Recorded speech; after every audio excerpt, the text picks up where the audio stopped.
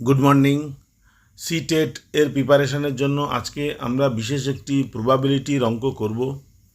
আজকে যে অঙ্কটি করব সেটি স্ক্রিনে দেখা যাচ্ছে। 3 dice are rolled. What is the probability that the product of the 3 numbers is a multiple of 5? 3টি ডাই থ্রো করা হয়েছে, তাহলে 3টি ডাইয়ের যে ফেসগুলো সামনে আসবে সেই ফেসগুলোতে যে নম্বরগুলো থাকবে সেই নম্বরগুলোর গুণফল 5 হওয়ার সম্ভাবনা কত, সেটা হচ্ছে আমাদের অঙ্ক। আমরা এই অঙ্কটি খাতায় করব। ডাই হচ্ছে 3টি। আমরা যদি একটি ডাই থ্রো করি তাহলে 1 2 3 4 5 6 এই 6টি ঘটনা ঘটার সম্ভাবনা আছে।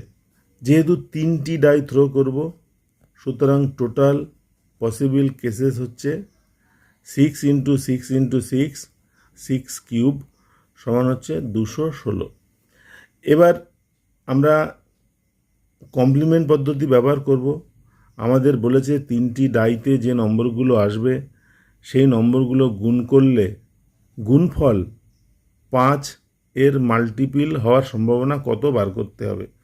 আমরা ক্যালকুলেশন করব এইভাবে যে আমরা একটি ডাই থ্রো করলাম, তাতে 5 পড়বে না।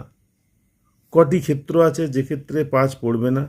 আমরা যদি এটা বাদ দিই 1 2 3 4 6, এই 5টি কেস ঘটতে পারে একটি ডায়ের ক্ষেত্রে। সুতরাং একটি ডায়ের ক্ষেত্রে 5 না পড়ার সম্ভাবনা হচ্ছে 5/6। যেহেতু ডাই আছে 3টি, সুতরাং টোটাল কেজেস হচ্ছে 125/216। সুতরাং 3টি ডাই থ্রো করলে 5-এর গুণিতক হওয়ার সম্ভাবনা নেই 125/216 ক্ষেত্রে। প্রবাবিলিটি 125/216। এটা হচ্ছে 5 এর মাল্টিপল না হওয়ার সম্ভাবনা।